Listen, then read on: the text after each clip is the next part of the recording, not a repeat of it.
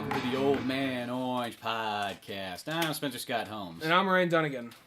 And dude, that fucking bat piggy bank thing, that's an ingenious idea. I never once thought that, like, when I think of things of Batman, like, you know, this is what I want my house Batman was. I want a pig that's a bank that's wearing Batman's clothes.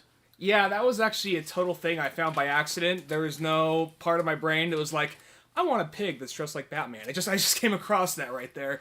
And it was like I was out looking for like pieces to my Halloween costume, and I was like, I'm just gonna spend, what I'm gonna buy for the costume. That's all I'm gonna do. I saw the pig, and I'm just like, I know. I was like, it was like that moment. I was kind of like Ralph Phineas from like I think Ralph Fiennes from like In Bruges, kind of like, I know I shouldn't, but I will. Then he reaches into the box, grabs a few hollow point bullets, stops. Grabs a few more, and takes the whole fucking box. It was kind of like that. I was like, I know I shouldn't, but I will. I grabbed the pig, put it back, grabbed it, walked out, and then... well, you mentioned that to me on the phone, and the way I pictured it, I just thought it was like, oh, so it's just like a ceramic Batman that you put quarters in through his head.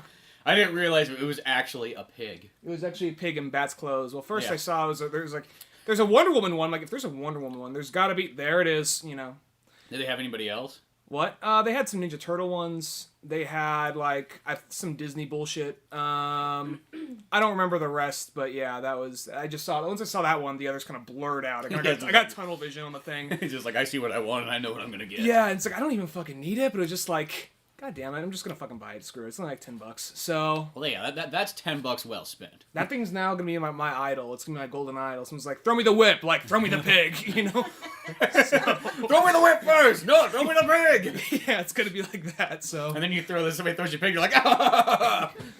I got my pig! Then I get impaled by a bunch of spikes, and then, like, Harrison Ford's like, serve this fucker right. Give me that fucking pig. What was once yours, Dr. Jones, is once again mine. See, this was what happens when you pay $10 for extra help. Yeah. One thing I've learned is don't fucking cheapen out on the help. Do not cheapen out on the help. That's what happens. Just because they seem eager doesn't mean they want to help you. Yeah, exactly. You know what? Since that Arrow came out on Blu Ray and DVD, they got it off Netflix. I watched the first disc of it. Yeah. And it's actually pretty good.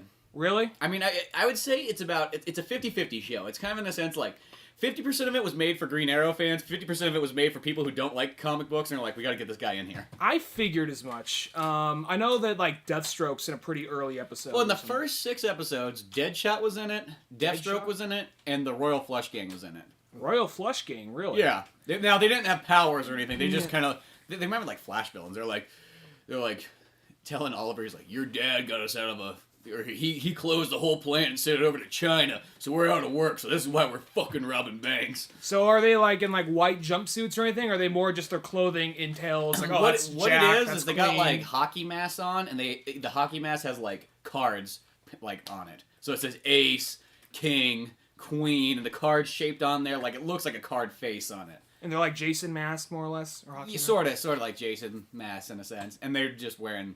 normal clothes. Yeah, it's nothing like extravagant. They don't have powers. At least Ace is a boy and not a fucking little girl. Well, it switches out. Sometimes Ace is like a big giant robot. Sometimes he's a chick. It switches out. He's definitely not a big giant robot either in this one. Yeah. I mean, that's from Batman Beyond, but it varies out. And okay, yeah. It varies out between, like, who, like, the characters, I think it's like a family thing that's passed on from person to person. Mm. So, yeah. But, I mean, it's kind of cool they got that in there. I was just surprised, because most of those shows, you can watch an entire season, they don't put in any other character but the main character. Well, like Smallville, it was one of those shows, they didn't actually, they hinted at kind of like, they talked about Metropolis, or they said, like, there's like a newspaper article, like the Daily Planet, you saw a little bit of that. Then eventually in season 4, Lois Lane came in, and then Kid Flash came in, so did Cyborg, and from there on in, there's like 1 or 2 cameos per, like, season, and then as the show went on, they actually had, like, like the Justice Society were frequent members of the show, same with Green Arrow, only it was Green Arrow, it was like a very boyish Green Arrow, like, clean-shaven, but it's kind of one of those things, like, this isn't my Green Arrow, but sure enough, you watch something long enough, you're like, okay, whatever, you take them, you accept them. The whole time, like, that should be Bruce, but whatever. Well, they said that like they couldn't put Batman in there because of the Christopher Nolan ones. That was the reason why they never put him in there. That's dumb because people would be able to figure that out. I mean, people would know. All right, this is a separate universe. They sometimes think the audience is too damn dumb. I think that's what they really do think. They think their audience is fucking retarded. When I saw like. But then again, I think if you sit at like the top floor of Warner Brothers, you're like, look at those people down there. Look at those morons down there. You know. They don't understand the 100th floor. They're not the same as the rest of us. They don't know how to operate an elevator to get up here. No, but this is where the elite stand. We don't use fucking stairs. Stairs are for fires. Those and peasants. You know? Fires and peasants. But no, because when I remember when I was a kid, I could watch different Batman shows and not get there was like the animated series and there's Batman Beyond, which is the same universe, but then you had like then you had the movies. You had the movies. You had the Adam West show. You had the Super Friends. And I wasn't really confused. I knew each one was its own standalone thing. So I don't understand why. I mean, because like they acknowledge him for a second. They reference him. There's like one of the characters leaves for a while. There's like the girl character who's the hacker who's been there since season 1. She leaves for a little while and she comes back. And she says to Clark, like, yo, I met, like, 2 people that are just, like, on your level. We're meeting all these other superheroes that are cool, but these 2 are like, as good as you. There's, like, this, and they're punny with it to spell it out. Yeah. She says, and this is so one punny. Guy, he likes bats. Not like that. That would have been better. She said, like, she said a wondrous woman. Yeah. It's like, oh, okay, yeah, Wonder Woman. You could just said an Amazon or some bullshit. And then she says, there's a lesbian and some guy that lives in a cave. I kind of like you. Relatable. Yeah, she hates men. She hates men. He hates everybody else. So, just like you, Clark. He just likes butler porn. So, it's one of those things that was just kind of like, whatever. And like she said, like when she referred to Bruce, like a billionaire with some really cool toys. That's all she says. Like, oh, whatever. Okay, I guess. But and they always mention. Well, I know this one billionaire has cool toys. He's Green Arrow. Yeah. She was fucking Green Arrow at the time. So maybe, so it would have been weird. Yeah. Like, what do you mean? You don't know who he is? You're fucking him. You should know who he is. It's like, oh, no, not that billionaire. Not that. Yeah, I'm just saying. There's more than one billionaire out there, Clark. The Green Arrow's from around the corner. He's all like, there's another billionaire you're fucking whose dick you suck, and Chloe. He's around the corner. How many billionaires' dicks have you sucked? No, she's 37. 30s. Kevin Smith guest wrote that episode. It's like, just give me this. Just me put my stamp on this Smallville show. I understand the geek community. But, like, the Arrow one does feel like it goes a little bit farther, though. It does. Because where Smallville is like that one, it's like, we want to almost hide that it's Superman. They tiptoe it. Like, because I remember when that show first came out, I didn't think it was a Superman show. I was still at that age where it's like, well, Smallville could just be a regular town. Like, that doesn't mean it has to be Superman. Then later on you realize, like, oh, no, Smallville is just Superman only. There's no Smallville, Kansas? And I just remember for the longest time, I didn't think it was like, oh, it just must take place in this town in Kansas called Smallville. Yeah. Because it looked nothing Superman-like, so it didn't cross my mind. Then he had superpowers, yeah. Well, they didn't like show that really in the trailer. It just more showed like drama. Oh, okay. And I didn't have WB, so I didn't never see it. All right. So later on, it was like somebody told me, I was like, oh, it's Superman. Okay, that makes sense now where the Smallville thing comes in. What opens up kind of like a teen kind of like a teen kind of X-Files. Like every week, there's some like kid that somehow gets mutant powers from a kryptonite rock. And then he always gets knocked next to a pile of kryptonite during the fight to hold him back for a second. Or they have kryptonite in their bloodstream or some bullshit like that. Well, that's kind of like how like the Adventures of Lois and Clark was. Is like that show is kind of more like it was almost really because some of those shows are kind of made. It's like okay, it's a Superman show, but it's almost more like a crime scene investigation show that just happens to have Superman in it. Mm-hmm. It's more just like Lois and Clark. They're solving this crime at the last second. He has to become Superman just to stop a building from blowing up or stop a train. That's kind of what this was. And every once in a while you see they put all their money into like this one effect shot where he catches a train or stops a building from blowing up or something.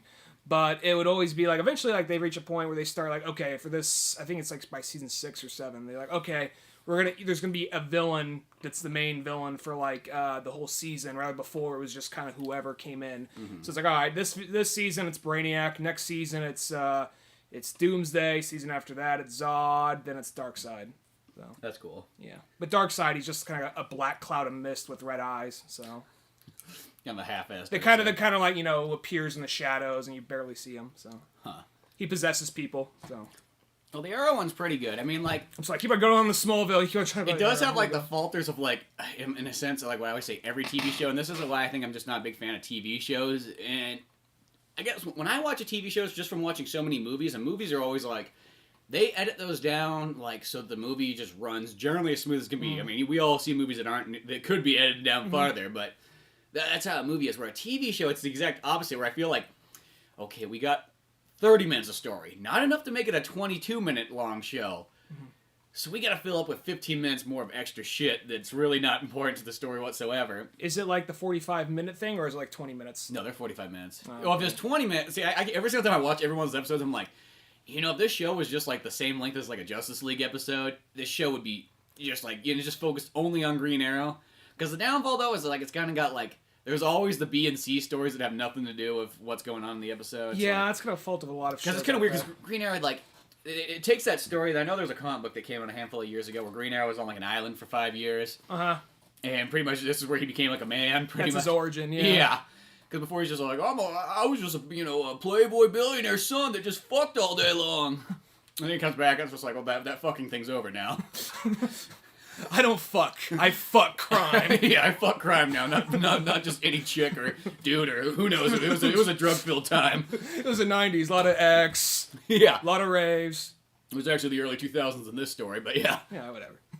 So, like, it has that, which is cool. And the kind of cool thing is, like, throughout the show so far is it kind of cuts back. There's, like, the flashback story, which that's cool. Because it just shows him on the island. There's just, like, this Asian dude that's training him and everything. And then you see Deathstroke and these kind of mercenary guys and so on. It just kind of fills in the little void as it goes on. And, his father fucking shoots himself in the head and says, like, I fucked up, son. You fix it for me. I'm out of here. Happy birthday, bang. Hope you like the boat. Fucking crashed and destroyed. Oh, that chick that you were banging, she died too. Hey, it just starts off that dark, huh? Well, it fills this in as it goes on. It's not just like... Oh, okay. They don't just have the pure origin. Just kind of like... Does the Batman Begins like, thing? Now, and then it goes back in time. And now, and then it goes back in time. And then, okay. But then they always throw on the beat, like... Because it's kind of weird, because in this one, it's like... Because mostly Oliver's more like... he's like Batman in a sense. I live alone. That's it. But this one's like his mom's still there, and his mom, like, remarried, like... The guy who stepped up to be the CEO of the company is like, well, your dad, the guy that worked with your dad, now I'm married to that person, and... I guess he's trying to distinguish him between Batman, because for a while he was, like, very much kind of like... That's only, like, really in, like, the almost, like, 60s and back Green Arrow. Because I think it was in the 70s when, they start making him a little funnier. Dennis O'Neil kind of, like, made him, more like that, like... He lost all his money, and now he's, like, the working class left-wing guy helping out, the cause. Yeah, I knew he was always kind of like more like the ground level, and they even get that across in Justice League Unlimited. He's more on like kind of ground level, helping the little guy. Like almost like, I don't want to be a part of this Justice League thing here. I want to be down there with the people. Yeah, he's like a billionaire, but at the same time, he's helping the little guy. Yeah. So. Well, in this one, he's just kind of. He's pretty much just coming back. He's like, I'm taking out all this like shit that's filled. And the one thing I don't like is they call it Starling City. I'm like, why? It's like, it sounds so fucking. I don't know what it is. That just sounds so lame to me. It's like, just call it Star... What's wrong with Star City? That's a good name. I don't know. I think, like... it's like focus groups don't like Star City. They like ings. Yeah. The ING is really in on Twitter right now. Have you seen how much it's used? Well, yeah. You see how people... They've sat on so many of those benches that say ING. So they're really popular with that now. But, I mean, other than that, though, it's like, so far in 6 episodes, I mean, disincluding, like... Because every once in a while, just, like, the sister's kind of dumb. And the sister's supposed to be, like, Speedy, I guess. That's what they call her. They're like, your nickname's Speedy. I don't know if he had a sister in the... I don't know. He doesn't have any family in, like, in the comics, as I remember. Or in anything. Maybe, because I know at some point there was a girl who's, like, an ex-hooker who became Speedy. Maybe that's who she's supposed to be. They just this show's kind of like a hooker. Alright, that could be it. She's our sister, and she comes back, she's like, well, you fucking died, so I gotta go out and drink and fuck whatever I want. She's a southern meth addict. Kind of. About the meth and the southernness, but she probably did meth for all we know, but high-class meth. High-class meth. That Walter White shit. And then, like, sometimes there's, like, the mother stories, like, Oliver, you came back, but whenever I have fancy get-togethers, you're just never there. Ooh. Like the guy's like, okay, it's like so we have to see the mom who's now sad. That It's shows weird and all because that. he's like fucking 29 years old, but it feels like he's like 17 and like it's like he's living under his parents' roof and it's like you gotta do this and that, you gotta be here at this time. Could be shitty parents if they don't realize he's out there fighting crime this whole time. Well, they don't. There's at first his mom's like, I hired you a bodyguard to keep you safe, because apparently in the beginning he gets like attacked by like these gang members or whatever. So then one problem they'll have the show is he fucking kills left and right though. He kills? He kills a lot. I think every once in a while he'll let people live, but it's just like one of those ones like. I'm not sure. Haven't read enough Green Arrow, but I don't think he has a problem with killing. I don't think he does. Green Arrow, he's kind of like Superman. He's only gonna kill if that's the only last option. Generally, he doesn't. There's only like I remember there's. And traditionally, Superman really doesn't kill, but I mean, he has like once or twice in the comics. I think that's how Green Arrow is too. He doesn't kill left and right, but he's kind of almost like Punisher Green Arrow in this. Because I have the. He does let people live too, but.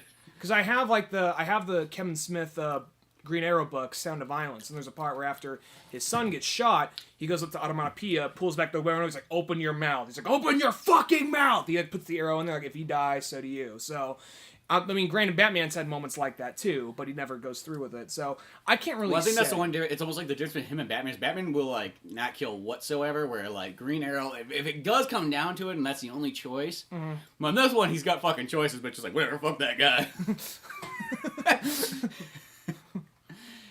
Well, because I remember there was a Batman story or whatever. It was like a Batman Green Arrow comic, and there's a point where like Green Arrow has to kill somebody, and Batman like fucking flips out. Like he just like flips a bitch on Green Arrow. Like what the fuck?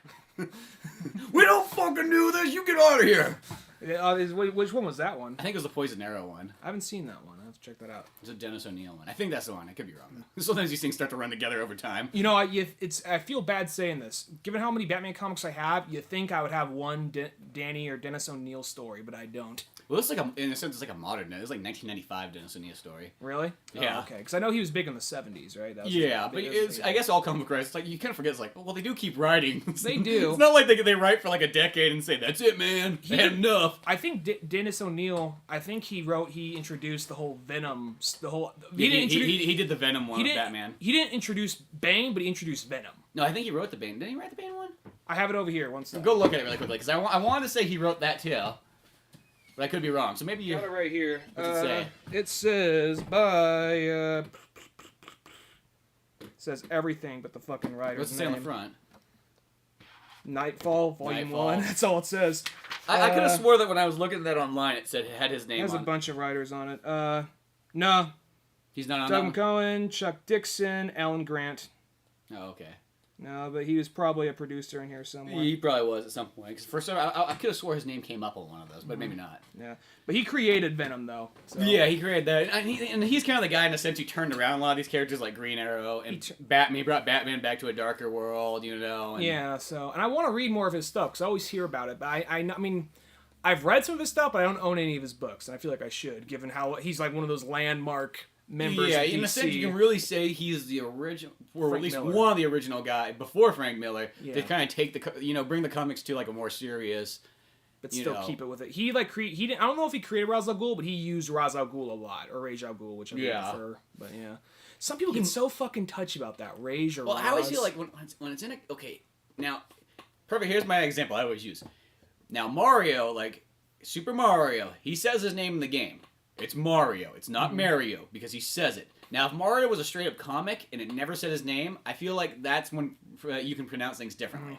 If they've never said their name, that's okay. I mean, I know nowadays, I guess we have movies and cartoons that say it in it. Yeah. But I feel like when you read it, you pronounce it how it looks to you. For a while, when I like watched the cartoon a lot, I could never remember Raj al Ghul's name. So whenever I refer to him as my friends, when you're a kid, it's like the that guy, he sleeps in the pit. I was like, he's the guy like, hello, detective. That guy, like, oh, that guy, right?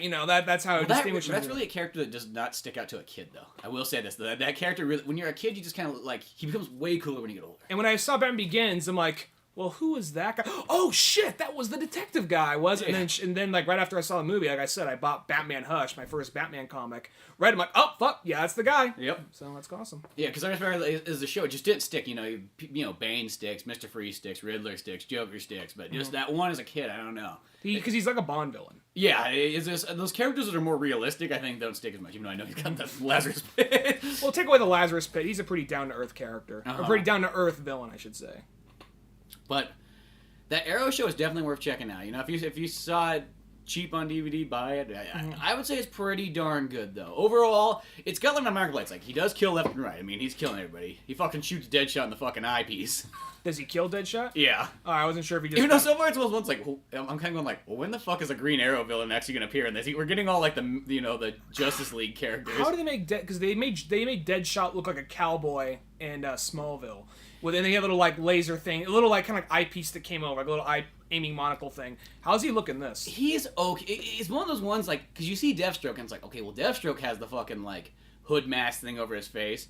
Why the fuck does Deadshot not have it? He just has like the eyepiece thing on, and he's wearing like a leather jacket or something like that. It's still a cool episode, but it's just one of those ones. Sometimes there's like those small things. Like if you can show Green Arrow dressed up, and Green Arrow does look really good. I wish they fucking called him Green Arrow. They didn't even call him fucking Arrow in the show yet. He's just like some Green Avenger. They're just like, there's some Robin Hood looking guy out there, some hoodie out there, and it's just like some hooded hooligan, you know. You know, it's like yeah. But when there is, and the thing is, when there is action, it's really cool. It's almost like a martial arts movie. Oh, okay. And they do a good job. It looks good nowadays. I guess because like in older shows, it's kind of like the action was like, well, it's the limited part now, where our funding has been shortened. Yeah, it goes back to Smallville. So the action's really good when there is action. There's mostly in every episode, there's like 2 to 3 action scenes, if that. Mm-hmm. But they are cool. But I would say, yeah, it's just the side stories. There's like an ex-girlfriend that's stupid. There's like this friend named Tommy that's kind of dumb. Doesn't like Black Canary come into it, but she's like a reporter she hasn't been the first shit? 6 episodes yet, but Well, I bet she will be. I heard like not the first. Oh, you're not done with the season. I've only watched the first disc. Well, at the beginning, don't they like kill apparently Deathstroke, but that the guy who kills him becomes Deathstroke or something like that? They haven't got that far. Deathstroke's just kind of been in it for a second, like, and he was like torturing Green Arrow on the island. I saw one where they were fighting, and some other guy fights him. The guy's name was Slade. Actually, the guy that was fighting Deathstroke was Slade. So Slade maybe that's how they do it instead. He takes on the torch of after he kills this guy. I'm gonna become the new Deathstroke. Well, Green Arrow and Deathstroke trained at like the same place. Oh, okay. They both in a sense they're almost like you could almost say they're kind of like the Green Arrow and reverse. I noticed they've been kind of giving like Green Arrow a lot of like villains that like it's like we don't what's his villain list? All right, he has Count Vertigo, who gives a shit. He has all right, we got Merlin, but he can kind of be anything really. We got the Dark Archer, so I guess they're Killer just Frost. Yeah, Killer Frost is fine, but it's more one of those things. I think like we gotta give him some real shit, Well, it does kind of Count Vertigo's your the Two-Face. show almost really what the show is sort of. It's kind of like I would call it sort of like the Christopher Nolan version of like a Green Arrow, but with like still pandering towards the television audience. Because there's something about when I watch TV shows, it's kind of like movies can go to like whatever audience they want. It seems like, an audience. It's like they choose like selective audiences in general, unless it's like maybe a super mainstream movie. Where television, I always notice it's always shot towards generally the mainstream audience, unless it's a certain sitcom or something. Well, maybe they're changing that. Maybe they heard some of these complaints and changed it in season 2 because they just flat out said Flash will be in season 2, and he's going to be called the Flash, and he's going to be in the Flash's costume. That's cool. Well, maybe it's one of the ones, like, sometimes I think all it takes sometimes is, like, let's just see how well this show does, and if it makes a lot of money, we can kind of do whatever we want. It almost, like, ease people in. I just see kind of like, last minute, they actually said, let's just call the show Green Arrow, so now you just see kind of like green, just written in Sharpie, just kind of quickly written with an arrow pointing down in front of the arrow. You know what I mean? Well, it's funny because they make it so Green Arrow anyways. Because like in his fucking like lab, everything's got green lights on it. His costume's green. His arrows are green. And he's doing like these sweet workouts. He's doing this thing. Like the Smith machine at the gym, the one that like locks the bar in. Yeah. He's doing fucking these pull-ups like going up the Smith machine. So he like throws it up, locks it in, pulls himself up. Throws it up, locks it in, and goes up. It's like, what the fuck is that? He's doing all these intense things, and everything's green in there, and he's like in this like green area.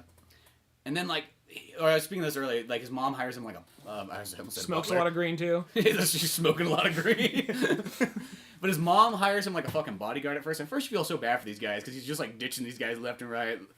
There's a part where he goes, like, Mr. Queen, no, literally, there's a part where he's like going to the night. Well, this guy's a really nice like black guy, and like he's in the nightclub or whatever, and then the bouncer stops the guy, and he's like, Mr. Queen, and Green Arrow looks behind, he's like, I don't know who that guy is, and he's like,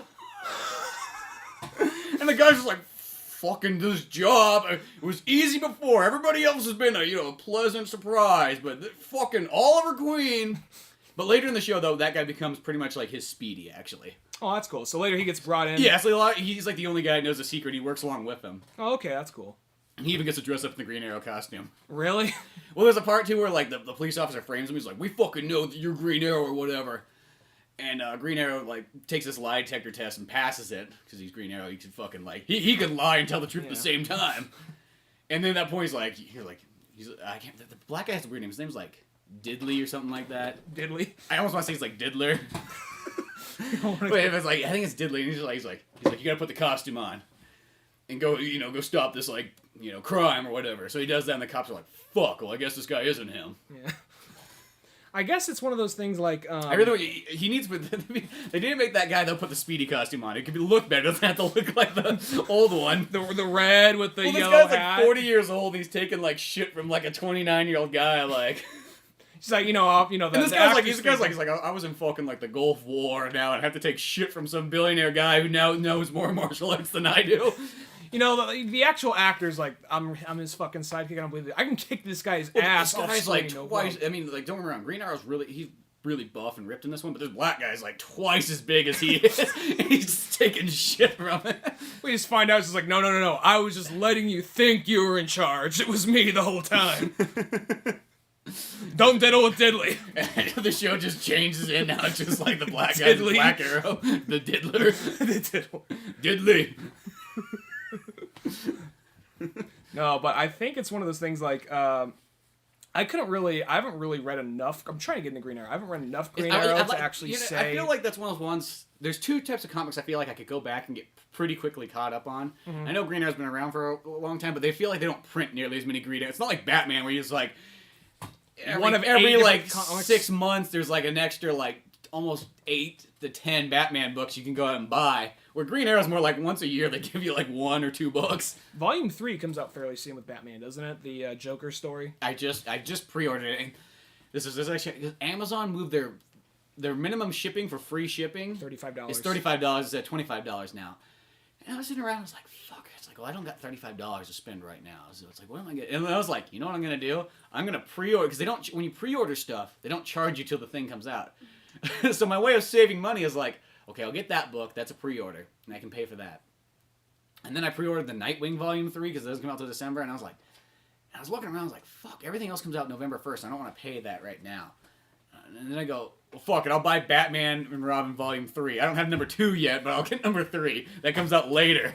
Oh, you've been reading the DC relaunch of Batman and Robin? I have the first one. How's that? It's actually really good. Does Damian bother you? Or is he cool by this point?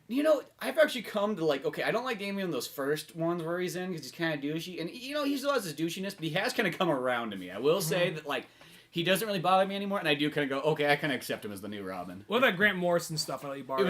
I haven't got to that yet. It's still sitting there. I need to read that, too, before I go farther into it. He uses some weird fucking characters in that book. He has some new villains he brings in, and one of them's this guy named the Flamingo, which sounds so fucking stupid, but he's kind of like a very flamboyant pink Zorro, but he's full on just insane, and he's a cannibal. Like, there's a part where he has a bunch of girls, like a bunch of models or whatever, on this plane with him. Like, oh yeah, they put a hit on Batman or whatever. This guy's gonna be here in a while. We gave him what he wanted, and then when the plane lands, he like literally eats the faces of these women.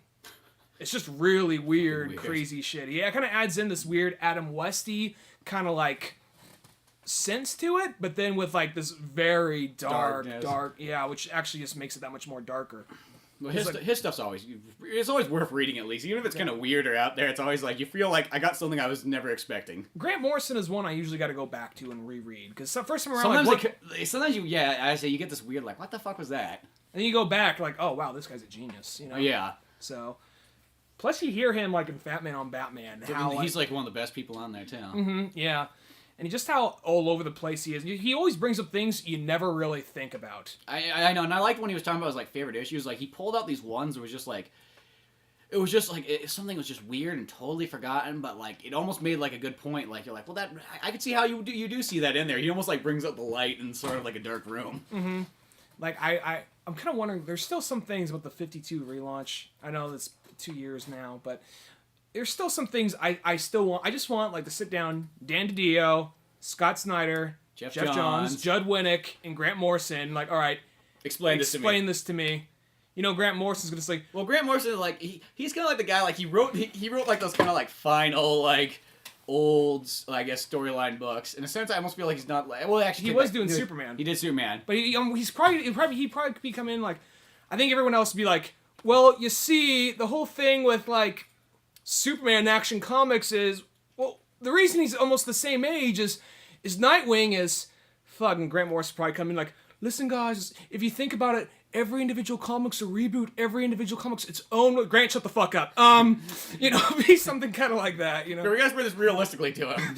Yeah. Not psychologically. Yeah. No, because I do sit down, it's like and it's even, you just take Batman and Batman alone. We don't have to, let's not even add any other characters. It's like, Batman and fucking Dick Grayson are almost, they're like 5 years off from each other. I think Batman's like early, like probably, like say like 30, let's go 33. Okay, well, 33. Fucking Nightwing's like 26.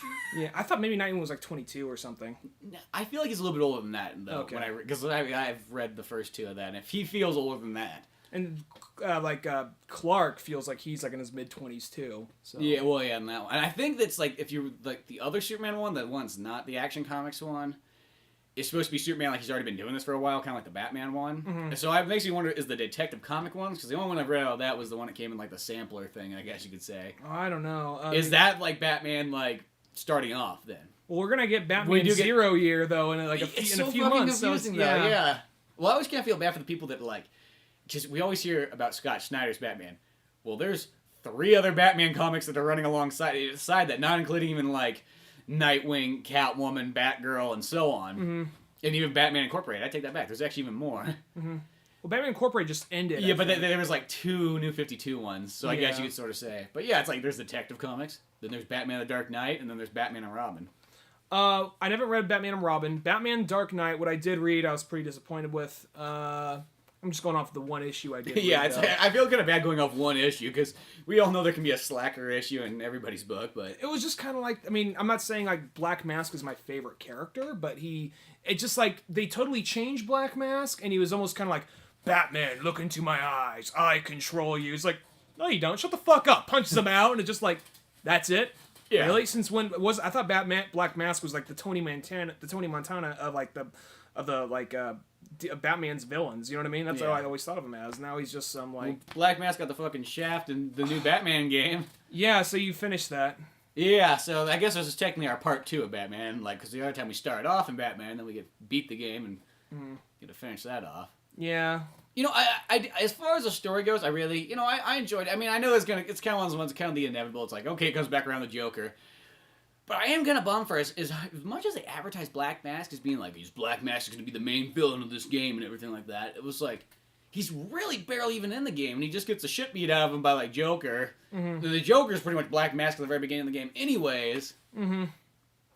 I don't know. It's one of those things for me, it's kind of like, don't get me wrong, it is a good story. It is a good story. It's just we already have so many Joker stories and so many. You know, I think it's cool they utilize Bane in a better way than they did in the other games. And that Bane bout at the end was really cool, like where he just fucking injects himself with as much venom as possible. You have to hide from him. He's like reaching into the vents, like, "What are you?" Yeah, that part was scary. Yeah, that part was, especially at some point because you lose detective mode. Yeah, you're like, I rely so much on this. So it's like, oh shit. But I'll say that though.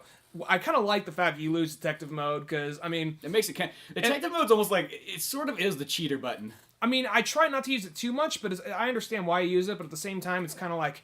I mean, I think that game would be almost impossible to play without detective mode in certain parts. You need a little bit of it, but... Well, I noticed in each one, because when I was playing Batman Arkham Asylum, that one... like nobody blocks your detective mode. So I think each time they realize we got to put more shit into these games that makes it harder in a sense. Well, because really in that one, it's like I realize it's like this one's actually a lot easier than I remember it being the first time around. Because you just you've learned all these things throughout playing the games. And I remember the second one, that's when they started doing the things where like they'd blow up like the gargoyles or they'd set traps on them and whatnot. And then the third one is like they started having like the guy walk around with the radio on, so you couldn't use it for a while until you got rid of that guy. I'll say this real quick, and some people say you had to use your regular vision. Some people say this sounds so nerdy, but when they actually kill detective mode and you actually have to go against Bane, hiding and like trying to go against him, sneak up on him, it did make you feel a lot more like Batman. Like Batman, because it's one of those things. Batman has all these gadgets. Like he doesn't need the gadgets. This is proof right here. I know. Well, sometimes it's like I know Batman's kind of it's like 007. He's known for his gadgets, but every once in a while it's kind of cool to see him when they have with their gadget list. When he has nothing. That's almost like where you see Batman's real skill. Yeah, and the whole thing though, I'll say this though, my overall problem with the game is the overall game itself. It's fun, but I think that it's not as well polished as it should be. Because there are moments... towards the end, I started getting glitches like nobody's fucking... Like, the game froze on me, I think, 3 times. That I had to turn it off and turn it back on. Oh, and then the part where I had to battle Firefly. There was one glitch where, like, I walked out and there's all those guys standing around with fireflies flying. And the game just totally glitched out where the guys just wouldn't fight anymore. They're just standing there like, come on, Batman! And I couldn't punch or do anything. So I had to, once again, restart the... I mean, it's not the biggest... If it was back in the olden days where, like, you'd only save few and far between... You had to play the game for, like, a few hours straight through. Yeah. But since I was like, well, fuck, I have to... It's going to take me longer to restart the game than it's actually going to take me to get back to that section. Yeah, it had a couple moments like that. And then there's the part with, like, which I gotta say, I think he's fine as a boss, and you want to use him, that's fine. As a character, I fucking hate that guy, because he's like a kid with a magnifying glass, because the way he talks, like, poor little bat, just like a total, you know what I mean? Which guy? Firefly. Oh, Firefly, yeah. Because he's not one of those villains who's kind of like... I like the battle, because like, I like the battle. He's like, oh, fuck, oh, God, oh, because it's just like he has. Well, I hate his character. I think the battle itself is cool, but I hate his character because he's just the douchebag that has cooler toys. That's the only thing about him. Yeah. It's literally that kid who, Batman comes to school with his fucking glider. This guy comes to school with his jetpack. Yeah, he's the one-upper. Exactly, yeah. And like, and then when Batman's out on the fucking playground beating the shit out of him, he's like, oh my God, yeah, I mean, that's a cool battle. I do like that part, but I just hate that character, though. I mean, I hate his personality. If they use him, he's not one of those characters like, fuck, he's in it. It's one of those characters like, I understand why they use him, but I hate him because we're meant to hate that character, I think. Yeah. But anyway, the whole part, the part that kind of glitched out on me is I noticed that usually I would be able to sneak up on, like when you, like for instance, sneaking up on Bane, I noticed that like I cannot always do the takedown thing right away. When sneaking up on Bane, it would always do this thing where it's kind of like, I couldn't do it. I have to wait till he was completely standing in a certain position. Then I can do it. And that right there just seemed like a total kind of like, really? It's that fucking touchy? As long as I'm behind him and I push it, it can't fucking do it. You know? Well, I remember because at first I was doing the thing where I was like, I think I was hitting something wrong. And I was like, oh, okay, now I get it. Once again, it's simpler than I thought it was. Yeah. In video games nowadays, I always try to do things so complicated.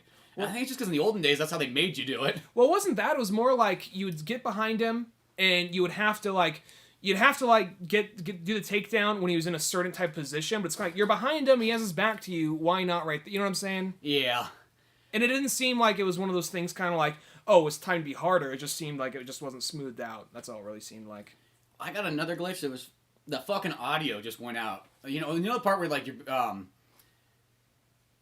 think it's when you're, like, finally battling Joker, and you go down, you fall down onto the ground from the top of the building, or whatever, and all the police officers come up and whatnot, and they're arresting him, and the audio fucking, like, cut out, like, everything. I was like, what the fuck? Really? And at first I was like, is this part of it? Is this supposed to be since there was so much noise, Batman lost his hearing? And I was like, oh, no. And then it came back on. I was just like, what the fuck was that? Oh, you mean the part where it's at the very end of the Joker, I guess. Not the very end of the game, because there's the No, at the very end, the hotel part. That part, yeah. Because you do have because technically the Bane thing's the last battle, but I mean, when you think about it really is, because you go against Joker's pretty easy, and it's kind of the typical thing, Batman just kicking the shit out of him. But it's more there because it's a cool cinematic thing. I was like, there's nothing wrong about the Joker I can't solve with my fist. Yeah. That was literally that part right there. Though I do like, after it goes to credits, starts doing the scary dun dun dun dun dun dun dun dun, and then all of a sudden it's like, Batman, Batman, Batman, Batman, Batman, Batman, Batman, Batman. It's the drunk Batman Christmas special. Yeah. No, and then but then it goes Joker once again kind of singing. He's just singing, no music behind him. Yeah. Like he's in prison. So that part's cool. Mm-hmm. And then it goes to a Metal Gear Solid thing where it's talking. It goes back to the Ward and Quincy saying, "We gotta open up Arkham Asylum, bitches." One of those lead you in. Yeah. We gotta say Arkham in here at some point. So should have ended like Metal Gear Solid 1, where it's just Mr. President. Da-da-da-da! Yeah. At one point, weren't those things they're just 5 minutes long, just like the Metal Gear Solid logo? Yeah, and it was always Revolver Ocelot just talking for a while. Mm-hmm. He doesn't know you're still involved, Mr. Director. It was always it was always Revolver Ocelot. Yeah, I think it is in almost all of them. Yeah, except number 4. The first 3, yeah. Not 4. 4 ends with Solid Snake and Ocelot. Not Ocelot. Solid Snake, because Ocelot's the final boss. Solid Snake and Otacon talking and saying, "I'm gonna go it alone." Otacon's like, "I'll come with you," because we're friends, so. Yeah, exactly. Okay, Otacon, and then it cuts to You should have Snake just spit tobacco on Otacon, out on Josie Wells. He's just always following him around, just getting shit. He just spit, when you're on the screen of the codec, he just spits over it. Oh, my eye! He just spits off screen, comes around like an asteroid or something from the other way. But no, I was actually, last night was Halloween, and I was Solid Snake for Halloween. I kind of put together my outfit. And say who you were. I was Snake Plissken, but not Solid Snake, Snake Plissken. We were, Escape from New York, Snake Plissken. So we were kind of going double Snake. A few people got it, but a lot of people were kind of confused, but it's to be expected. I think there's about 5 people in all that noticed it. And the people that noticed it well. Mm-hmm. But yeah, it's kind of one of those ones. I guess I always kind of thought of Escape from New York as being a bigger movie than it is, and I think it really only is the people that watch movies a lot. Yeah. It's just ain't as much of a Halloween town as you think it would be. Well, no, yeah, I just remember it must have been a couple years ago that we went out during Halloween. There were so many things going on that, there's people dressed up everywhere. And this year was just the sad Halloween. I mean, to top off the sadness, there was a fucking guy walking his dog dressed up like Gumby, just the only guy on the street with his head down, just kind of yeah. He drove by Gumby! he's like, you're not the only one! I dress up. Black. I didn't mean for it to sound that way. It just kind of came Yo, out that Gumby! way. I didn't mean it to come out that way. It just kind of came that way. But no. I was we were, there's a group of us. There's you, me, then Laura was dressed up like a witch, and then Cisco was Jim Harbaugh, the 49ers coach. Which, I think 2 people got that. He was a little, we went to the Gypsy Shack, which I didn't know this is a Raiders bar, and he's a little nervous to be in there with all this 49ers shit on him. Oh, yeah. I think that's why I wanted to get out of there so quickly, which I don't blame him in that case. That's usually a pretty cool bar. They're usually pretty cool there. So. Ooh, I just remember being really hot in there. Yeah.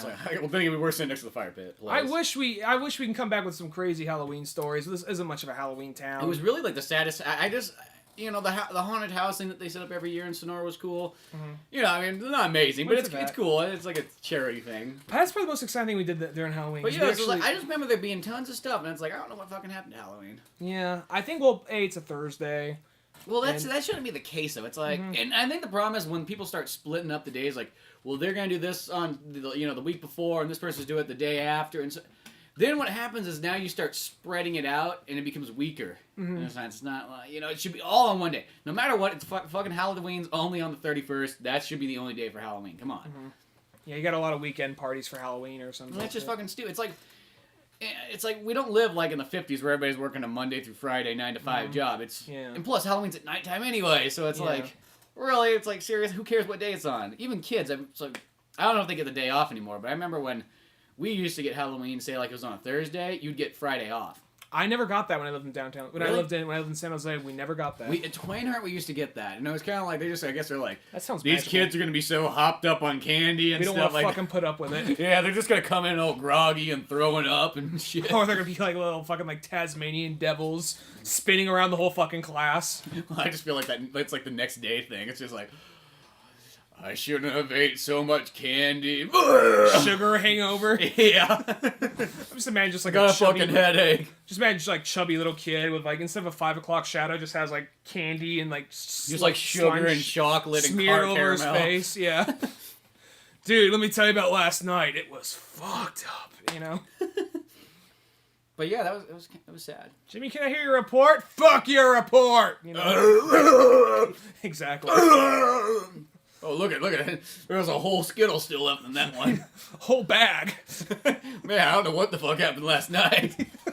I actually never had that. I'm surprised that, like, I'm just surprised there wasn't more going on. Well, I never ate that much candy ever in my entire life in one sitting. I was one of those kids that would just, as soon as I got home, that's all I do. Your mom just Sit like, just let down. him go at it. If not, you might get your fingers bit. Yeah, probably sit down. After that, I'd probably sit down, watch, like, Ernest Scared Stupid or Poltergeist or something like that with my folks, and, you know. Well, this isn't there's one year of Halloween that was just so fucking depressing, and what happened was I was going to meet up with some friends, and then we were going to go out and do, like, one of my friends was out with his girlfriend, like, taking her little brother and little sister trick-or-treating. So I went out there, like, just meet us out there. Like, he was Captain America. I went dressed as Batman from the Batman outfit. So I just, after, like, GPSing them on my phone, trying to figure out where they were, I found them. Okay, after this, we're going to go, like, to a party. We're going to do this. We're going to do that. We stopped back at her place. Like, I don't really feel like it, guys. Let's just stay here and watch Poltergeist. It's just like, oh, God damn it. See, it's like we do it's like this just takes me back to childhood, but not in a good way. Yeah. So it's like, motherfucker. You can watch that fucking Poltergeist any day. Like, yeah. It makes a difference if you watch it on Halloween. Or maybe it was Gremlins. I don't know, but It's a fucking Christmas movie. That's why, even though it's still like technically a horror film, I still think it was more of a Christmas movie. Mm-hmm. I don't know. Yeah. I still like, though, I'll say this. I still like, for a while, it was one of those things just because it was popular with emo kids. Like, no, I don't like it. But I just kind of came to the realization, I still like that movie, is Nightmare Before Christmas. See, I need to sit down and watch that movie again, because when I was a kid, I fucking hated that movie. Like, when that movie first came out, I was like, it was like, there's something about that movie, James and the Giant Peach, I just did not like the way they looked. Something really bothered me when I was a kid. Like, I don't like this. Yeah. And I haven't actually watched it ever since then. I remember watching it once at a friend's house when it first came out. She really liked it, and we were like, okay. And it was like when you're a kid, you just get dropped off after school, like every day at somebody's house. Yeah. You're really like kind of like a hobo in a sense. You got like a little sack and bendel, you know. Yeah, and you just go to different people's houses and like chill there for like 2 hours or so. I'm not sure if we ever said this on the podcast, but this is just one of the funniest things to me. We'll just call him, we'll call him Tom for argument's sake. But there's that time when like Tom was over at your house, and it was like a big, after a bunch of like, it was like a big Xbox kind of like GameCube party, and then like he couldn't go anywhere, and he was just, all his rides left, he was just ditched there, and he was walking around with like a fucking paper bag with an Xbox just following you down Mount Provo. I Just got like, nowhere else to go! please! Just nothing but just a fucking, like, paper bag with original Xbox in it. Yeah, I remember like, I always called it like a birthday party, but I think it was like it was some type of like not birthday party, but kind of like a birthday party. Mm-hmm. And yeah, there was just a bunch of game playing. And then I remember like as Donkey Konga came out, and me and this one guy JR were fucking playing it in like the middle of the night, like probably 2 in the morning, like. I remember some lady comes out, she's like, play anything else but that fucking game. I remember there was another funny story actually of Donkey Konga. When me and Cisco were in San Francisco, I remember Cisco, like, I had to go to class or something like that. Cisco got up and he's playing Donkey Konga like at 8 in the morning. And this like Asian guy comes knocking on the door, and he looks and he's like, too loud! Yeah, like his eyes are closed. He had his hands to his. It's the way Cisco is. He's like, too loud. He starts whispering it. It's just like, stop. It's just like Donkey Kong is not like a friendly game. No, well, it's fun, but not to anybody around you. I never played it. I never really cared to play it so much. I mean, I could see it being fun. Or there's the one game where it's like they try to utilize the drums for like Donkey Kong Jungle Beat, where you pat one to go left, pat one to go right, then you clap your hands to make them jump or something like that. Yeah, it's like that looks too complicated.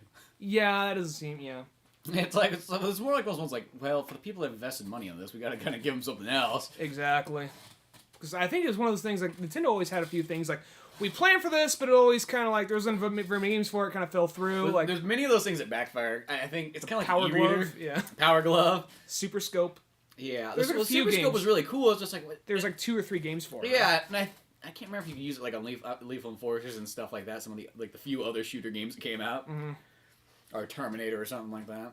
Didn't it actually have all the buttons of a regular like SNES controller? It was just the. I don't think it had all the. Maybe it did. I I haven't held one since like 1995. Someone just getting like their money's worth out of it, just like grabbing, like you playing like Mario World in that thing. Yeah, it's like I don't think you could. That's like when you were a kid. That's something you would do, just to be different or something. I remember when you first got a Wii, you had no Wii game, so you're just like, we gotta do. Let's see what Resident Evil 4 looks like on it. Yeah, I was just like. Wind Waker now, you know. Yeah, just flip through the games. It's like, yeah, It was kind of sad. sad. Yeah, because you're like, I got a Wii and I'm playing GameCube. It's like someone gave you a Ferrari but took the keys. Yeah, or something like something like that. Or you could only you could sit in there and pretend you're driving. Yeah, or you could just like reverse out of the parking lot and just drive right back in. You know. Yeah, it's like you had like a little teeny course you could go around in, like a little test drive. Exactly. Yeah. I don't know. Well, back to more Batman though. I started up the Batman for the 3DS one, which is kind of like the sequel to Batman Origins. Yeah. And it kind of starts introducing some of the other characters, because it introduces Catwoman, and then she really becomes like your Alfred / Oracle. It's kind of weird. I do like. It's really weird when Batman goes like, Catwoman, I can't figure out how to get through here. I want to say this real quick. I do like that part where Alfred almost dies and you have to revive him. Like, there's some great story moments in there. Well, yeah, because the first two, I felt so bad for Alfred, because Alfred just kind of like, he's just getting shit from Batman. It feels like it's like, if I wasn't paid so well and I didn't have this like love for this child, like I would not be here. It's just like this guy is a fucking asshole. Because that guy's like, whatever, Alfred. Who cares what you think? You know what? Fuck your dinner. I'm going back out there. You know why? Because you and fuck soup. Yeah, I ain't fucking eating that. Have a fucking Christmas steak right by the time I come back, bitch. Gets in his jet. Oh, I get my jet thing just fucking like burns out, just like blows like Alfred's hair back, just like. Thanks, sir. No, like sets like the flame from the sets like one of the computers on fire. The speakers clean that shit up. Flies out.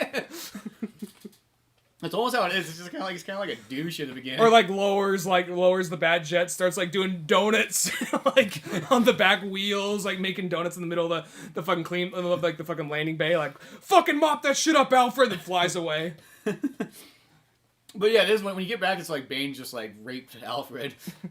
And you gotta fucking save him. That part's cool. Where you have to like bring him back to life with the Electro's gloves, or Electrocutioner's glove, or whatever. I like later on the Electrocutioner. He just dies. I want to say that Steve Blum plays the Electrocutioner in that game. Actually, that's a possibility. I think when I was looking at the credit things like that, I think that's what I think I saw that on there. I can see that. Too bad he didn't have a cooler character, but Yeah, well, I notice every once in a while Steve Blum just plays like the most random ass character, like in a game or movie. Yeah. We did Killer Croc also, I think. Yeah, I don't know if it was in this one, but I know it was in the last ones. Yeah. Which he does like kind of like the main badass, or he does like a monster or something. Yeah, it's just something, or just a single guy that has like no purpose really to the story except to say 2 lines. Yeah, like that's what he is in a lot of the the DC universe movies. He just like Lex Luthor. That news. He had Lex Luthor. Lex Luthor's a small part, but he was but he was also like news announcer, random guy on the street. Yeah, it's just like he was the pimp in Batman Year One. Yeah. But like cool thing, kind of like the one for the 3DS, it's pretty cool. It's kind of like that last Castlevania game that came out, the Mirror of Fate or whatever, for the 3DS. It plays like identical to that kind of game. That's okay. It feels like they saw that game and said, "We'll just use this format." Does this still have like a stealth aspect to it? Yeah, it still has a lot more stealth. It plays mostly. It's like a little. It's obviously simplified to be like a 2D game, but it plays pretty much the same way. You have less gadgets. It's more like just kind of relies off like the grappling hook, the freeze gun, the batarang. It doesn't have anything like the Sonic batarang or the triple batarangs or all that kind of special crap. That's the other thing. I tried using the Sonic batarang a few times. Didn't fucking work. Maybe it was just when I was playing there was a little glitch, or maybe I have to upgrade to a certain point. But I literally threw a point. I threw the Sonic batarang right down next to a guy. Literally right next to the guy turns around and looks at you. He didn't even stop and do anything. He just kept on walking. It was literally right next to him. Didn't even fucking notice it. That's weird. Yeah. I don't know. But the story in this one is you're in Blackgate. It's almost like a 3-way like kind of like turf war between Black Mass, Joker, and Penguin, and they each kind of have like a certain section of the prison like locked down. And it also has like kind of like Metroid style where like you get a gadget, then you have to go back and kind of like, okay, now I can go this direction now or so on. It's pretty cool. So Black Mask is actually a big part in this game? Yeah, he's a bigger part in this one. Oh, okay. And Penguin is a little bit bigger part, too. And they throw in some other stuff into it, too. I haven't really got to a point where there's like, okay, where's some like obscure characters? Not just, your regulars. They were kind of scraping they were really scraping for some obscure characters in Arkham Origins, but it was they just kind of backed away. Did you get to the Deadshot part yet? No, I didn't do that part yet. I still got it. You said I did. I think it might be on one of the buildings that's a Riddler tower. It might be. Okay. Yeah, I haven't done that yet. I did everything else. I fought Battle Lady Shiva, which I figured it was only a matter of time before she showed up in one of these games. Electrocutioner was kind of just whatever. Yeah, all he's just kind of over and done with. I think that was just more of a joke. Like, no one knows who this character is. We're going to make a thing out of him. Poor guy's been around for like 30 years or something like that. Really? Yeah, he first appeared in like 1980.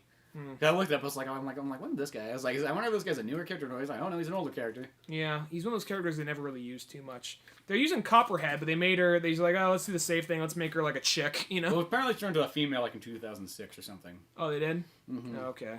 Well, they said they even said because in the that first bio guy was thing- killed really quickly or something like that. They said in the bio that like it's like a name or a title that gets passed down and passed down. So yeah. I looked it up in the Batman like encyclopedia and it was like, she was a woman in 2006, Native American. No, okay. We don't know about her powers at the moment. No, I was like, okay. okay. Very vague. Yeah. It was very vague on that section. It gave you a good like handful of paragraphs for the first one, but I think the problems with this one, I think they will learn from it, and the next one will probably be way better. I think like, okay, do not cheapen out. Well, yeah, it's like I feel like the main story that's pretty good. It's just as long as the other ones, longer. It's a good. And I feel like if a video game, like generally, I think that like the main story only needs to be about 10 hours, give or take, anywhere between 8 and 12. That to me is what the regular length of a video game sort of is nowadays. Yeah. Or it's been like that for a while, I guess. But one thing is just like those Riddler missions. Oh, really got to cut back on like making it have so much shit to do. Like, or if really, it's like if I have to do all that Riddler thing better be worth it. But I don't really think it's gonna be. No, I don't think it's gonna be either. You're probably gonna go in there, gonna fight a couple of goons, and then you have to just punch him out. That's probably what it's gonna be. And well, there's apparently supposed to be some, downloadable content that's an extra story mode of some sort. Alrighty. Which is one of those ones like, yeah, if it's like $5 or something, check it out. Yeah. Probably $10, I bet. Like Penguin or some Penguin story. Yeah, hopefully it's like somebody that's just not even in the game or something like that. I'm just guessing it's gonna be Penguin because he's still out there. Yeah, because everybody else you jailed or like is dead. So But still, one thing is it's just that world we live in where everything's like downloadable. It's just like I hate how like these games have become like $100 games. Yeah. They could throw it in there, but they just kind of like hold it in front of you, like. Well, yeah, and I think about something. There's only a handful of games I've spent in a sense like that $100+ on, which is just ridiculous to think sometimes.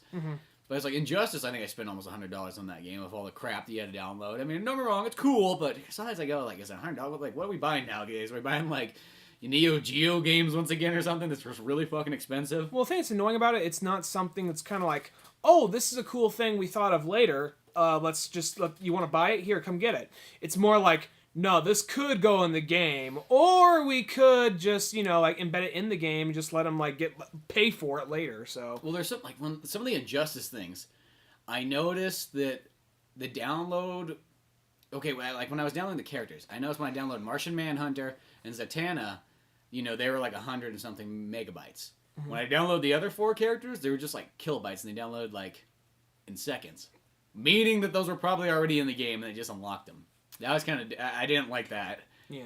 I mean, I feel like, okay, if you want to make like a second story chapter and you release it, a couple weeks to a month later after the game's released, that's cool. I just don't think they should charge you for costumes and stuff like that. I just think that's stupid, yeah. That's one of those... Or what you should do is if you, you should release them for free, almost have something like... If you buy the game brand new, I feel like you should be able to get all these goodies. Almost like one of those things. They should almost just give you that season pass if you bought the game, brand new for $60. And it's kind of the reason why a lot of people are just buying this shit used, because keep on fucking them. Well, might as well just buy it used and then buy all that stuff and, have just a $60 game than $100 game. I mean, I like to give companies that deserve my money. Well, that's why, sure. At least I will say those mostly Japanese games don't seem to do this have as much of that downloadable stuff. I know it's the Americans that love to do it. I know. Take that back. Dead or Alive started doing it. Yeah. So I can't say that. And Resident Evil but Resident Evil I have to say this about theirs. Resident Evil 6's downloadable stuff, I would pay 99 cents or $1.99, they'd give me like 6 maps instead of like paying $9.99 for just like 4 maps. So I will give Capcom some credit there. That's good right there. But it's more like, for instance, what example was I gonna make? For instance, like Grand Theft Auto, like a lot of like companies gonna have this attitude, like, well, you fuckers are just gonna like buy it used, so why don't you just like fucking pay for it anyway? Well, look at fucking Grand Theft Auto 5. That game sold more than any movie or video game that's come out. Yeah. So shows if you make a quality product, people will fucking buy it. I mean, you get the occasional kind of like sleeper gem that no one finds out about till years later, like Beyond Good and Evil or something like that. But even though like Beyond Good and Evil is one of those games, though, I was not nearly as impressed. I never played it, but it's one of those games everybody always goes to, and that and Ico or Eco, whatever it is. So it's kind of like if you make a game that like, well, Grand Theft Auto already had an audience, but if you make something that's gonna like, and I think what makes Grand Theft Auto smart too, in the sense that they like look how long it's been since Grand Theft Auto 4. Mm-hmm. It's been a good 4 or 5 years. Yeah. And I think that's smart too, like because I think why people lose interest in Assassin's Creed is because they release too many of them. They come out every year. There's a new Assassin's Creed game, and that's why I noticed the only people that really play them, it seems like anymore, are those people that really like Assassin's Creed. You were into them for a while, then I just noticed I got overwhelmed though. I skipped one of them because there was just too many, and it's like the third one. It's sitting. I have a fucking stack of games at my house, and it's one of the games that's in there. It's like I started and I just haven't got. And I think it's just because I'm overwhelmed. Really, it's like those games should. A series game should just come out every other year. Mm-hmm. It's not like it's a movie that you could release every year. Mm-hmm. And movies don't even do that, so. This one, the new one coming out. That's the pirate one, right? Yeah, and that already came out. It looks cool. I lose track of like which one's this one that's coming out because they come out so much, and it's one of those ones. They're always good games and stuff, but I think that's just overwhelming people. What do you think the next? Plus, when it's like a 30-hour game too. Random question: what do you think the next one's gonna be? Assassin's Creed. Yeah, we got pirates, ninjas in Japan or something. One thing I think that'd be cool. The one thing I thought would be cool is the French Revolution. I think that'd make a sweet location for like. Mm-hmm. An Assassin's Creed game. World War I or something, maybe? Yeah, you can almost get there, too. They're going to have to, like... At some point, you'll probably have guns and stuff, because you have, like, that... In the third one, you kind of get the muskets, which is kind of cool. Yeah. And then in the second one, I think is when they introduced, you had kind of like a... Da Vinci made you, like, one inside, like... Kind of like a little handheld. It was kind of like Deadshot's original, like, gun on his wrist. Mm-hmm. Well, I know that this one, actually, I'll say this real quick. I haven't played it, but I guess they gotta keep it to a certain degree, because you can't give someone something and then suddenly take it away. Because this one, I guess they had this in the third one, but they made much more of it with the fourth one. You could get into, like, battling boats and ships. Yeah, and apparently in the third one, and once again, I just haven't got far enough in it yet. You can punch a shark, apparently. Yeah, it's like, you can do that. And it's like, don't get me wrong, Assassin's Creed 4, like, it looks badass, but I'm like, I gotta beat 3 first. And it's sitting there. Mm-hmm. My fat stack of games that don't get played. So I guess you gotta, in some way, keep it, like, primitive enough to where you can't just like, oh, he'll just fly fucking Harrier jet in or some shit. You know? Well, I think, like, if it's Assassin's Creed, I think they can't go too much farther up in history, or else I feel it'll lose, like, what makes that game its game. You know, because once you start getting into guns, I feel like that'll start taking away from it. Like, I mean, like, a lot of guns. It'll become, like, another third-person shooter. Yeah, it'll become pretty much a Grand Theft Auto, and Assassin's Creed pretty much is Grand Theft Auto in, like, the past, when you really get down to it. Stealth elements, yeah. Yeah, with, stealth. It's really like a mix of Grand Theft Auto and Prince of Persia. Well, in Grand Theft Auto 1, they never thought to check, hey, of all the white monks, there's the guy with the sword. Should we check him out? No. You know monks. They just walk around with swords and daggers and shit. And hoods. Yeah. I don't know. Mm-hmm. But... I can't think of another game I'm really looking forward to. The only game I'm really, really looking forward to for the next couple of months is just that Zelda for 3DS. Oh, yeah. The one's the sequel to the Super Nintendo one. That's gonna be pretty cool. Other than that, though, there's nothing I want to buy, like, brand new, I'll just go back to my, like, I'll pick this game up for $10 routine. This is a little topic, but I guess this says kind of how, like, I'm falling behind on shit. But apparently, I guess Ender's Game came out today. Yeah, Ender's Game. I had no idea that movie came out today. Oh, you didn't? It's one of those movies. It's I knew it did, but it just was movies like I wouldn't mind seeing it eventually, but it doesn't jump out to me as like I gotta go see this. Yeah, it doesn't really jump out to me as I gotta see it right away. I know it's a classic, but at the same time, if this movie does good though, they said they're probably gonna start doing a lot more classic science fiction. They're kind of doing that. Like if once thing does good from the same realm, they'll kind of get like another Orson Scott Card book or something. Yeah, and they'll get something that Which that's always a good thing, but yeah, that's one of those movies that's like, it doesn't jump out at me like, I gotta go see this in the theater. They're kind of giving the ultimate fuck you to Orson Scott Card, though, because they're taking a number of the proceeds and, like, donating to, like, a gay rights group.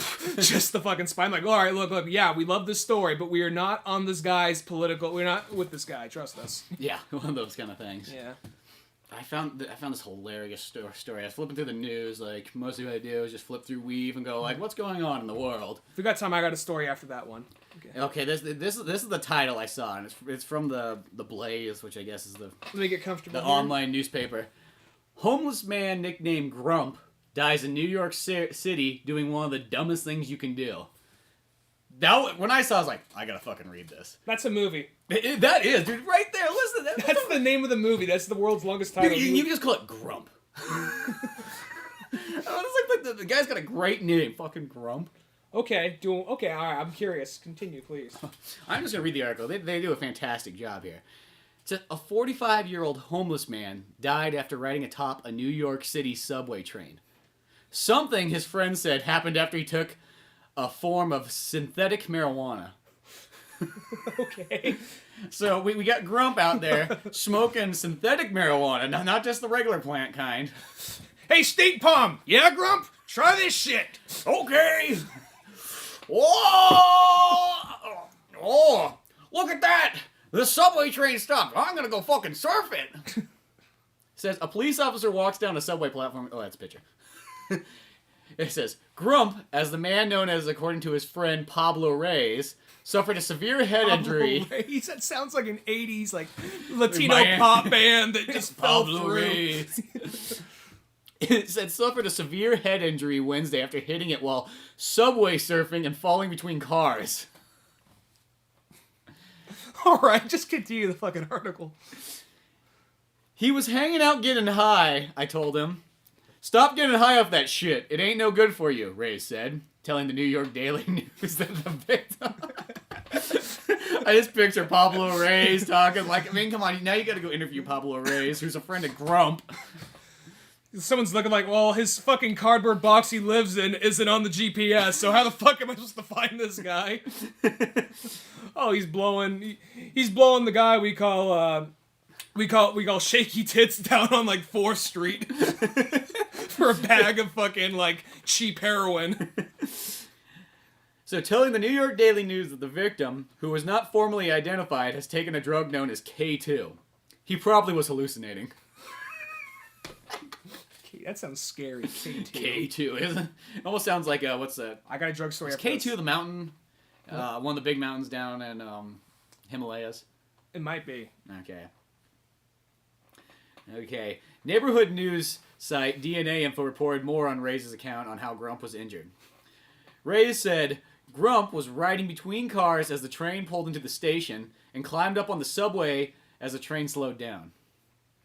When he got to the top of the car, Grump spread his arms, but then tried to climb back down when he saw the steel beam approaching, Reyes said. So he's up there like, I'm Jesus! He's gotta have like he's playing kind of like, you know, like Celine Dion in his head from Titanic as he's I'm on top of the world. Hold me, Reyes! Hold me, Reyes! Hold me, Pablo Reyes. He's all fucking groping his man tits, his arms stretched out. Then he hit him with his head, Reyes said. Reyes said he tried to pull Grump up from between the cars. He was trying to talk, mumbling, help me in a barely audible voice, he said. Reyes told DNA Info he was shocked, never seeing such an injury of so much blood before. Grump was still alive on the scene, but died later in the hospital. Over the years, there have been many incidents involving individuals involved in dangerous behavior, and we do with other potentially harmful actions. We created car cards warning of the obvious dangers. A transit authority spokesman said, according to the New York Post, subway surfing is simply one of the dumbest things you can do. I'm glad somebody had to put somebody that said it. I'm glad. So finally. That was one of those articles, though, because you flip through and you go like, yeah, whatever. Oh, new PS2. Man named Grump. Yeah, and that's like, it was like that title alone. You could pitch that, and that's a movie right there. That is a movie. Just a day in the life of Grump. You know, and it just ends. That's how it ends. Is like that fucking part, though. But before that, you just get all the moments leading up to it. Is it like at the end of like the original Reefer Madness where it's like, this could happen to your kids and your kids and yours, dun dun dun. Just points to the camera to end like, subway surfing is one of the dumbest things that can do. It could happen to you, and you. Same exact ending. It should have not like once it's like this very tragic death, and then once that death's over, it cuts to like just one last scene of just like. Maybe not even have any fucking dialogue. There's just like a guy who works at the transit station, and he's putting up a sign, just nailing it in. You don't see what the sign is, and it's just no audio, or there's audio but no like dialogue. And he backs away and it says subway surfing is one of the dumbest things you can do under the warning section, and then fucking goes to credits after that with some like sad Bruce Springsteen song or something playing. Oh, poor old Grump. Had to take a dump. Now his head looks like a stump. He's a better writer than that, but that's the best. Bruce Springsteen goes back to his like one rhyme songs. The early days. Yeah. No, there's actually something someone told me about a little while ago, and since you mentioned that, this is something. I'm gonna read the article here. Crocodile, a flesh-eating Crocodile? No, crocodile. Oh. Crocodile. Krokodil. Crocodile. A flesh-eating narcotic from Russia may finally be in America. Ooh. So what this is I feel like I heard this somewhere. I got this. I think I might have read it on the news. This sounds like that was probably near the hobo article, but I was much more distracted by the hobo article. Of course, the picture's not loading up, so I can show you, but it's fucked up. So a friend of mine showed me this article, and pretty much what this stuff is some cheap knockoff heroin. Apparently, This might have been some stuff that Grump was taking at one point in time. Mm-hmm. Yeah, possibly. No, he probably wouldn't have. This shit's fucking probably worse than that. Pretty much, I'll just give you the sum of it. I'm looking for the ingredients here, but yeah, because there's actually what happens is I guess there's a shortage of whatever chemical or element they need to make heroin in Russia. So what they did is they just used, I believe it was fucking like gasoline and some other shit. It was just people get creative sometimes. Yeah, the thing's not loading up, so fuck it. But it's they're just used all the shit you shouldn't use. Pretty much. I mean, you shouldn't be doing heroin in the fucking first place, but this is just way worse. The shit they're uploading into it. So, and they're selling it as heroin. It was called Crocodile. That's Russian for crocodile. And the reason it was called that. So I was close. My crocodile correction. Yeah. I misread it as crocodile the first time. And what happened is it would leave you with like kind of what looks like kind of gray, not gray, kind of like a scaly type skin. It sounds like something. So you turn into croc almost. Almost. But instead of going full croc, you don't go full croc. What happens is there's a picture. You can go on images. There's actually you can see like it literally starts to eat skin. There are pictures of fuckers with their arms up, and you can see clear like the bone and everything. Muscle, all that. And it prevents them from, I guess, bleeding out still. Life expectancy is 1.5 years if you use this drug frequently. And what's the positive parts of this drug? It gets you a brief high. It says, plus the thing about it is, what makes it worse is, where heroin, I guess, would give you, I guess 5 to 6 hours, apparently. I'm going off memory here from what I read in the original article. Will give you 5 to 6 hours of a high. This thing gives you, I think, like an hour and a half of that high. See, it's cheaper. It's a knockoff, and because I always question it when there's some of those drugs out there. It's just like I'm like, what is the positive benefit of it? But I guess what happens is when you get to that low point in life, when you're hanging out with Grump in the fucking subway station, you got some pretty fucked up shit right here. It's not loading up, but and life's not that great, and you could just be like, if Judge Dredd doesn't come by and kill me, just look at some of these images right here. It looks like something out of a fucked up horror film. What the fuck? Yeah. You got guys literally like chunks of guys like fucking leg. Oh my god. Yeah. Fucking yeah, like they do start to look all like scaly and gross and whatnot. It's like scales, it's like this green scale like stuff around this rotting fingers. Wound. Yeah, there's a person that has like their like lower jaw missing. So yeah. That's fucking awesome. But gross at the same time. It is extreme. Yeah, I know. So Oh, here's the one I was looking for. This ain't helping no one at home, but there's a picture. It looks like it might be a woman. I don't know. But lifting their arm into the camera, and you see it's literally like someone just took a knife and skinned some of their muscle and bone off, and it looks like you'd see the stuff eating through the bone. Oh my god, you could actually see the full bone. It just looks like a turkey rotting out in the sun. Yeah, this person's arm. I think it's a girl, but yeah. And yeah, it really almost doesn't even look realistic. When you look at it, it just kind of looks like, one, I don't know how somebody survives like that.